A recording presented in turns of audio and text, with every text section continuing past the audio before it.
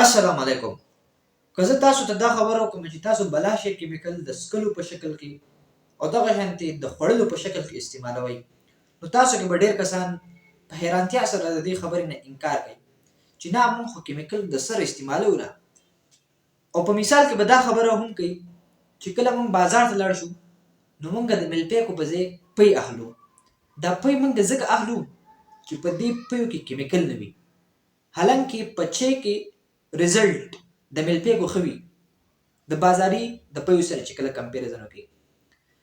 خو دا ملپیک بیا موږ ځکه نه اخلو چې په دې ملپیکو کې کیمیکل موجود وي.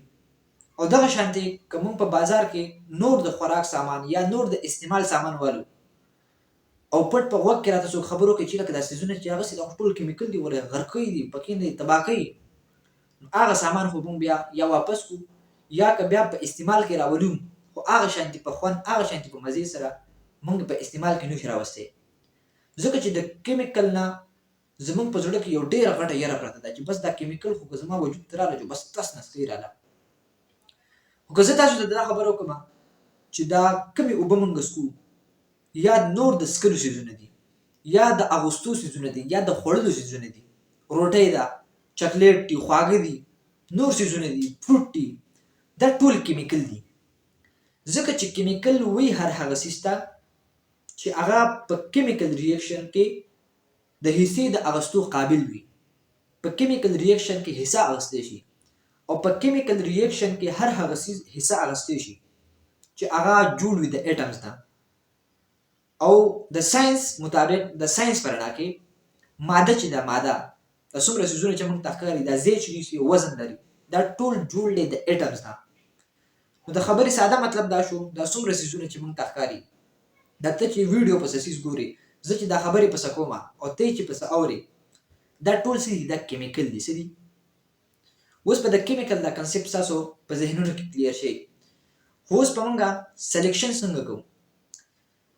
موږ ته یو طرف ته قدرتي څیز پروت دی نیچرل، بل طرف ته ارټیفیشل مین میډ مصنوعي څیز پروت دی. نو عام طور پر باندې موږ د قدرتي څیز سلیکشن په دې وجه باندې کوو چې دا کیمیکل فری دی، په دې کې کیمیکل نشته، او د مصنوعي څیز هغه سلیکشن په دې وجه نه کوو چې زموږ په ذهن کې دا کنسپټ پروت چې لکه دا څیز کې کیمیکل دی او که دا زما وجود ته راغله دا خو زما وجود غرقوي. تاسو له زه یو مثال درکوم. په یو ټیوب کې پراته دي د مار زهر، په بل ټیوب کې پراته دي انسولین. انسولین هغه هارمون ته وایي چې هغه شوګر کنټرول کوي. او دا یو کس ته زه ورکړم چې په دې کې ته سلیکشن وکړه، په دې کې ته یو څیز سلیکټ کړه، نو هغه به کوم سلیکټ کوي؟ انسولین به سلیکټ کوي، ولې چې هغه ته د انسولین هغه پیدې ښکاري او د مار زهر خو هر چا ته هغه نقصان معلوم دی چې دا خو سړی وژني. نو ده د انسولین د سلیکشن په دې وجه وکړو چې ده ته پکې خپله پیدا ښکارېده، او حالانکې د انسولین چې دي دا خو په لیبارټرۍ کې جوړ شوي دي، دا خو ارټیفیشل دي، دا خو مین میډ دي، دا خو انسانانو جوړ کړي دي. بل طرف ته که د مار د زهر چې دي دا خو قدرتي دي. د مار د زهر د مثال هم پرېږدوه، ځکه چې د مار د زهر خو هر چا ته پته ده چې دا خو سړی وژني. تاسو له زه د یو څو بوټو مثالونه درکوم، او د بوټو د مثالونه ځکه درکوم چې موږ کله یو بوټی وینو چې موږ خو بس دغه د معدې دپاره دی، د معدې دا علاج چې دی دا په دقه کې دی، نه د هغې حساب لګولی، نه هغې باندې سوچ کړی، نه په هغې تحقیق کړی، خو بس موږ وایي دا دی. او د معدې دا خبره مې ځکه وکړه چې د معدې د بیمارانو ډېر زیات سیوا شوي دي، او خاص کر زموږ په علاقه کې هر یو کس چې دی هغه د معدې بیمار دی. تاسو ته په دې سایډ کې دا بوټی ښکاري، دې ته ویلی شي د تورا سټریمونیم. د تورا سټریمونیم کې یو دوه قسمه زهر وي، هغې ته ویلی شي سکوپولامین او بل ته ویلی شي اتروپین.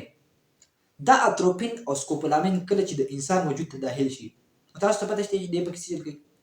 دی خو د ټولو لومبۍ اعصاب زموږ نروز کوم باندې چې د سیګنلز یي موږ ته ټچ یي موږ ته فیلینګ کېږي دا افیکټ کوي، په دې باندې اثر انداز کېږي. دویم نمبر خبره دا ده چې دی هیلوسینیشن کاز کوي. هیلوسینیشن مطلب دا دی نظر دوکه، ساده پښتو کې ته ووایم د نظر دوکه هیلوسینیشن وایي. بیا به یو څیز وي نه تا ته به ښکاري، او دا خو به تاسو په ډېرو کسانو کې لیدلي وي چې د شپې به یو ونه ویني یا به کورسۍ ویني یا به یو بالټۍ ویني، سهار به ټول کلي خبر کړي چې لکه پیری راغلی بس مړه زم بهادر یم، بس ما بیا ډېر شم اوس ما چې یا دلته کې زه هلته ته، حالانکې هغه خو ټوله شپه په یاد کورسۍ باندې روڼ کړي، خو سهار بیا دا خبرې کوي. بل طرف ته دا دویم نمبر بوټی دا هم تاسو ته ښکاري دې ته ویلی شي ایبرس پریکټوریس. دا ایبرس پریکټوریس کې دننه یو قسمه زهر وي هغې ته ویلی شي ایبرین. او دا ایبرین هم دومره خطرناک وي چې دا د انسان جان اخیستی شي، انسان وژلی شي. ها دا دریم نمبر بوټی تاسو وګورئ دې ته ویلی شي نیریم اولنډر. ښایسته دی، ښه ښکلی ښایسته بوټی دی. او که زما په شانې ساده کس ولیدو هغه خو به د ځان له ډایرکټ د معدې دوا جوړه کړي چې لکه ښایسته بوټی دی دا خو د معدې دپاره بهترین څیز دی. خو په دې نیریم اولنډر کې دننه وي کارډیک ګلایکوساید. کله چې دا وجود ته داخل شي نو دا د انسان د زړه دړکن چې دی هغه ډېر متاثره کوي. دغه شانې دا بل تصویر کې تاسو ته ښکاري دا اتروپا بیلډونه ده. مختلف نور هم ډېر شي دي خو دا یو څو تاسو ته ما مثال کې مخې ته کېښو. نو دا څیزونه چې دي دا قدرتي دي. بل طرف ته انسولین چې دي هغه مصنوعي دي. کم فایدهمند شو؟ انسولین موږ له فایدهمند شو. اوس دلته کې دا قدرتي څیز چې دی دا خو بې فایدې ورته نشو ویلی خو زموږ دپاره خو نقصان دی که نه. نو کله چې موږ سلیکشن کوو د یو څیز موږ له دا نه دي پکار چې موږ هغه د نیچرل تینګ او د ارټیفیشل تینګ په بنیاد سره وګورو.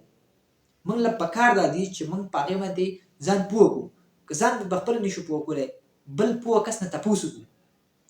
او زما د خبرې مطلب دا هم نه دی چې موږ له پکار دی چې بس دا دوايانې خورو او بس ځان پرې موړ کړو غټ غټ پیټې جوړ کړو.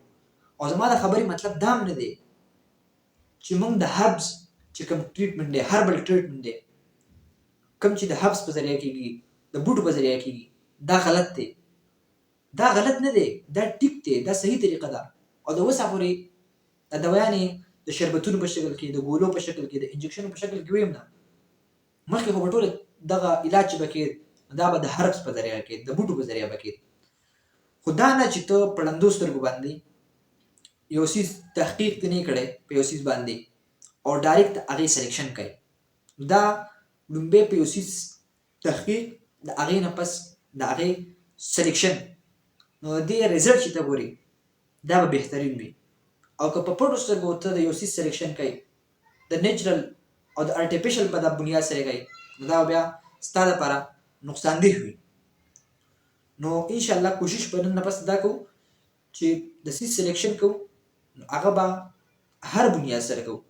مطلب هر سایډ ته به ګورو، په یو سایډ باندې به نه ګورو. او په یو سایډ ګورو تاسو ته مه وایي چې بیا به هغه زموږ د صحت لپاره نقصاندeh وي.